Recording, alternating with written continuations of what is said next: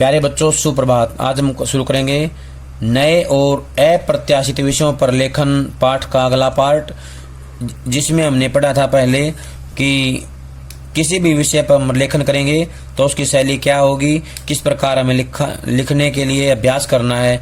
तो उसी के लिए नमूने दिए गए हैं, उदाहरण दिए गए हैं 3 अलग प्रकार के। इससे पहले हमने पढ़ा था दीवाल घड़ी विषय पर जो है निबंध या लेख कैसे लिखेंगे। दीवाल घड़ी विषय पर यहाँ पर 3 नमूने दिए गए हैं। इन 3 नमूनों को देखकर यह बात आपके मन में साफ हो जाएगी। पहला है दीवाल घड़ी पर पहला नमूना। उसे देखते ही किसी फिल्म का एक खूबसूरत सादृश्य याद आता है। घड़ियों की एक दुकान में नायक नायिका की मुलाकात होती है। हर तरफ भांति भांति की घड़ियां टंगी हैं। 12 बजने ही वाले हैं। ज्यों ही नायक कुछ कहना चाहता है और वह कुछ बड़ा ही मानीखेज है। घड़ियों की सुइयां 12 पर पहुंच जाती हैं और एक एक कर सारी घड़ियों से 12 बार घंटी बजने की आवाज़ उठने लगती है।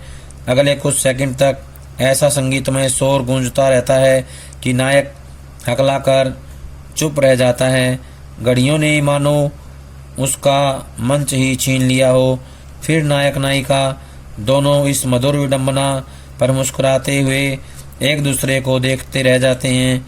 यह खूबसूरत दृश्य मेरी याददाश्त में उसी तरह टंगा है जिस तरह दीवार पर घड़ी टंगी होती है, कहीं आती जाती नहीं, हमेशा स्थिर फिर भी गतिशील रहती है।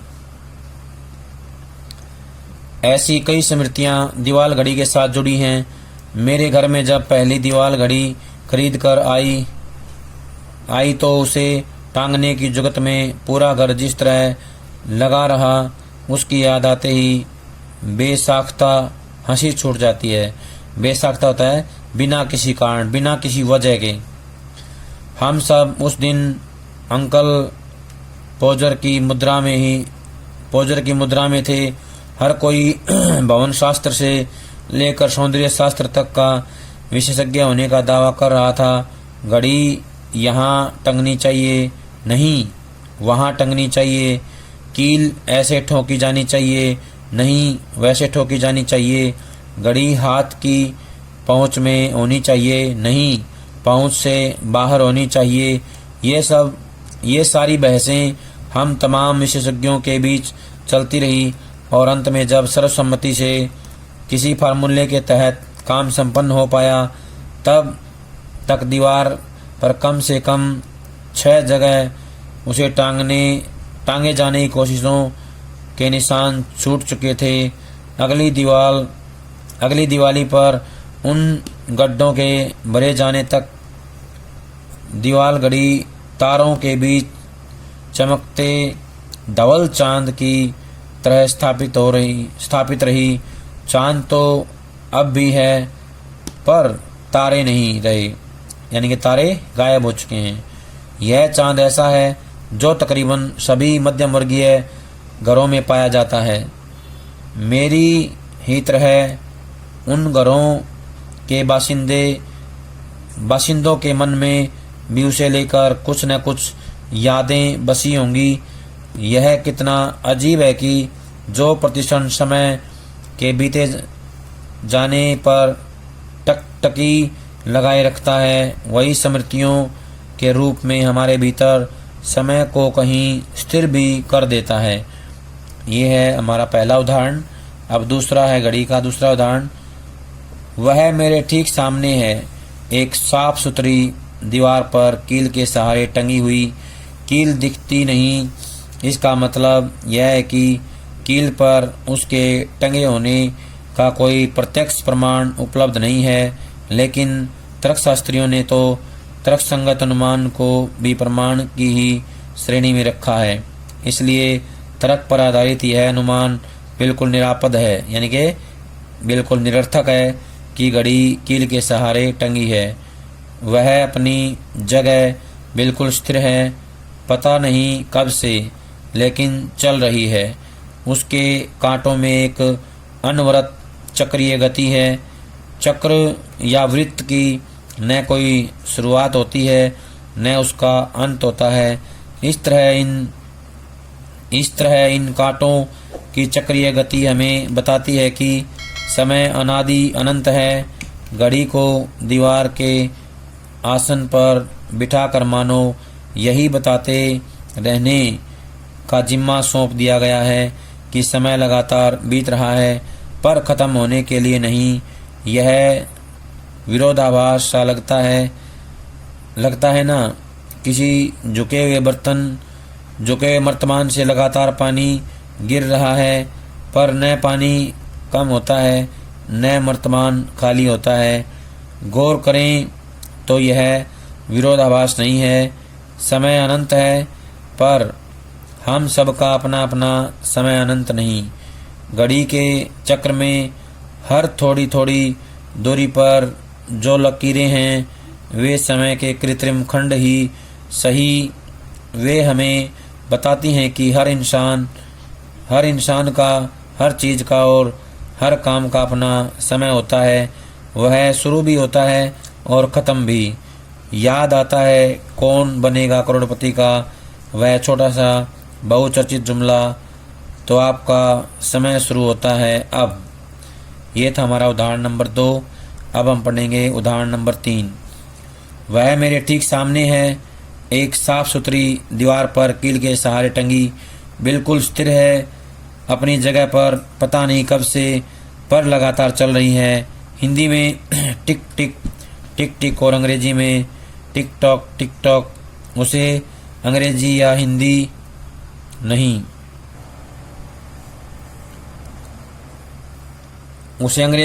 नहीं आती पर दोनों तरह के भाषी उसकी पदचाप को अपने अपने तरीके से सुनते हैं।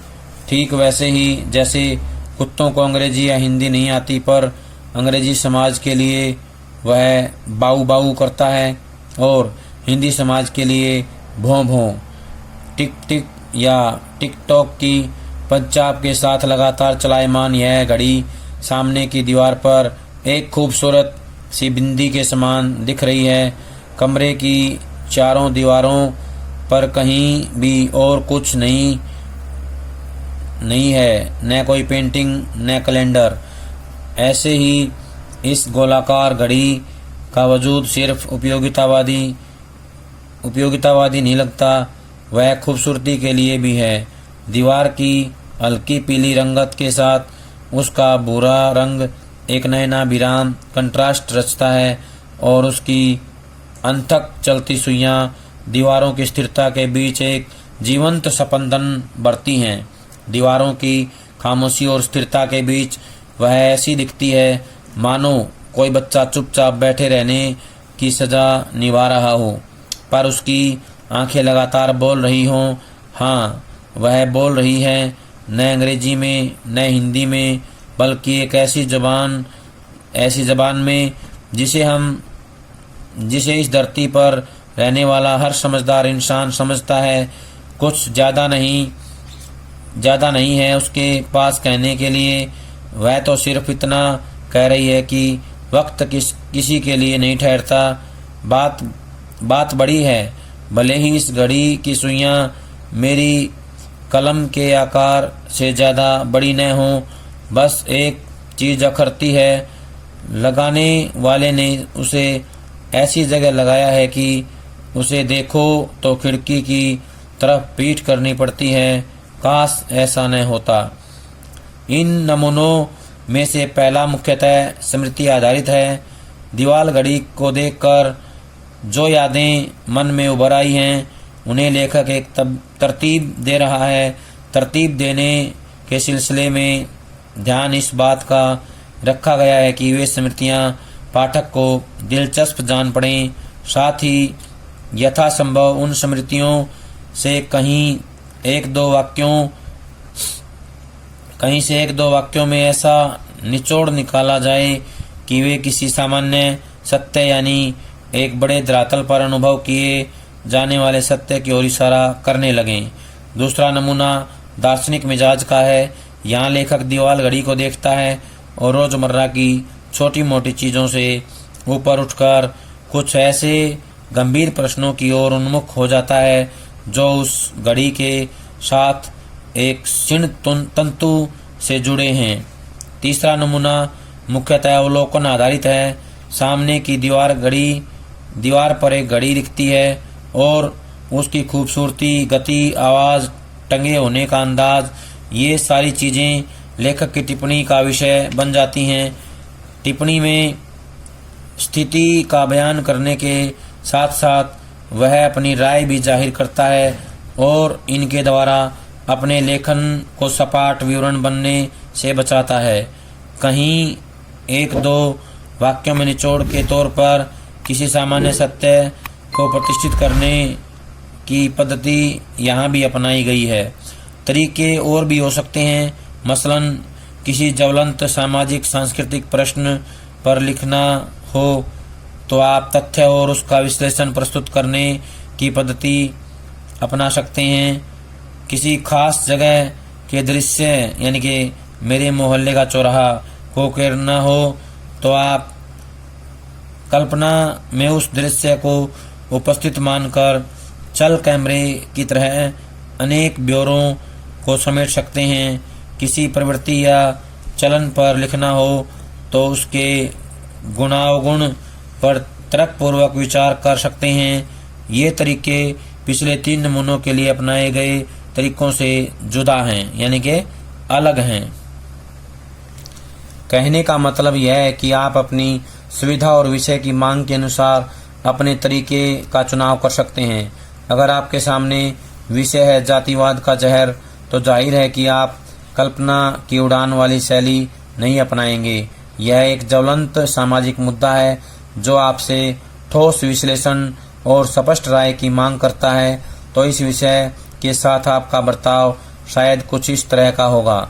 जातिवाद का जहर जीवित शरीर को मौत की नींद सुला देता है और अगर शरीर की प्रतिरोध क्षमता के कारण वह ऐसा न कर पाए तब भी शरीर की व्यवस्था में भयंकर उथल पुथल मचाकर उसे अशक्त और बीमार तो बना ही देता है, अशक्त तथा कमजोर। मानव समाज के जीवित शरीर में जातिवाद ने ऐसे ही जहर का काम किया है। हमारे जिन पुरखों ने कर्म के आधार पर वर्ण तय किए थे, उन्होंने सोचा भी नहीं होगा कि कल को यह विचार जन्मना जाति व्यवस्था में परिणत हो जाएगा, यानी कि बदल जाएगा, और इसके चलते गर्भ में शिशु के आते ही उसकी नियति तय हो जाया करेगी। उन्हें इस बात का शायद ही अंदाजा रहा हो कि वे जो बीज बो रहे हैं उससे ऐसा विश्व वृक्ष निकलेगा जो आगे हजारों साल तक गैर बराबरी और शोषण उत्पीड़न का आधार बनकर समाज की तंदुरुस्ती का क्षय करता रहेगा, यानी ये उसे कमजोर करता रहेगा। आज हम बड़े बड़े औद्योगिक संयंत्रों, तीव्र गति वाले परिवहन साधनों, स्वचालित उपकरणों, कंप्यूटर और इंटरनेट के युग में जी रहे हैं। फिर भी जन्म के आधार पर कुछ लोगों को अपना और कुछ को पराया मानने, कुछ को बड़ा और कुछ को शूद्र मानने की सदियों पुरानी परिपाटी कायम है। परिपाटी होता है परंपरा, रिवाज। आए दिन अखबारों में इस तरह की खबरें पढ़ने को मिलती हैं कि फला गांव या कस्बे में किसी प्रेमी युगल को इसलिए मार डाला कि उन्होंने अलग अलग जातियों से आने के बावजूद साथ जीवन बिताने का सपना देखा। ऐसी खबरों का दोहराव होने में भी ज्यादा अंतराल नहीं आता है कि किसी गांव में एक जाति विशेष के टोले पर दूसरी जाति के लोगों ने हमला कर दिया और महिलाओं, बच्चों समेत बड़ी संख्या में लोग मारे गए। यह कहना गलत न होगा कि जातिवादी तनाव हमारे रोजमर्रा के जीवन का हिस्सा बन बैठा है। जो चाहे जो गाहे बगाहे अपना चरम रूप धारण कर लेता है और अपने तांडव में कितनी ही जिंदगियों को उजाड़ देता है। सामान्य रूप से यह माना जाता है कि आधुनिक लोकतंत्र ऐसी मानव विरोधी परिपाटियों के वजूद को मिटा डालता है, पर हमारे यहाँ मंजर ही उल्टा है। हमारे लोकतांत्रिक चुनावों ने जातिवादी भावनाओं को और गहरा बनाने का काम किया है। अलग अलग जातियां राजनीतिक दलों के वोट बैंक में तब्दील हो गई हैं। ऐसे में कोई उम्मीद भी कैसे कर सकता है कि यह लोकतंत्र जातिवाद की जड़ों पर प्रहार कर पाएगा। राजनीति में जब जातिगत आधारों पर गोलबंदियां होती हैं, तब स्वाभाविक है कि हमारे गली मोहल्ले, हमारे काम के स्थान, हमारे शिक्षण संस्थान इत्यादि भी इस तरह की बंदियों से मुक्त नहीं होंगे। जिस तरह हमारे शरीर में प्रवेश करने वाला जहर धमनियों में दौड़ते खून की मदद से अंग प्रत्यंगों तक पहुंच जाता है, वैसे ही जातिवाद का जहर समाज के हर अंग को अपनी जकड़ में ले चुका है। पर इस समाज की जिजीविषा अद्भुत है। वह इस जहर को परास्त करके ही रहेगा, क्योंकि इसे जीना है, और वह भी तंदुरुस्त रहकर, घिसट कर नहीं। जातिवाद से फायदा उठाने वाले लोग मुट्ठी भर हैं और उसका नुकसान झेलने वाले बहुसंख्यक। इस बात को समझने के संकेत हिंदुस्तान की जनता देने लगी है। जिस दिन उसकी सोच पर पड़े सारे झोल को चीर कर यह बात साफ साफ दिखने लगेगी, उसी दिन इस मारक विष का सही उपचार शुरू हो पाएगा, यानी कि सही इलाज हो पाएगा। प्यारे बच्चों, ये था हमारा पाठ अप्रत्याशित विषयों के लिए लेखन। सभी इसको ध्यान से पढ़ेंगे, अच्छे से समझेंगे और इसके अभ्यास के प्रश्न उत्तर लिख करके याद करेंगे। जब तक अगली वीडियो नहीं आती है, तब तक सभी इस काम को पूरा कर लें। सभी का बहुत बहुत धन्यवाद।